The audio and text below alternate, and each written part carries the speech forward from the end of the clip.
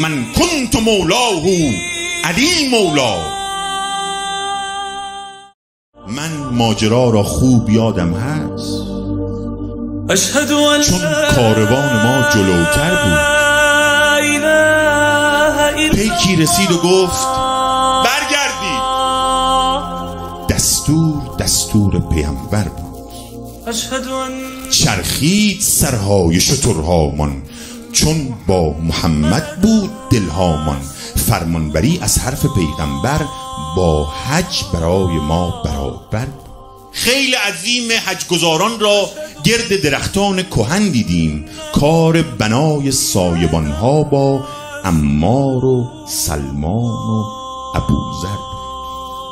زنگ شترها از صدا افتاد، از دشت حتی رد نمی شد باد. راوی به حرف خیش پایان داد، یعنی محمد روی منبر بود. الیوم اکملت لکم دینی، من کنت مولاه علی مولا.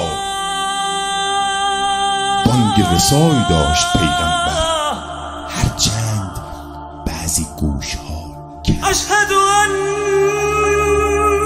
هم برکه هم دریا شهادت داد، هم تور هم سینا شهادت داد، حتی شن صحرا شهادت داد. حکم ولایت دست حیدر بود.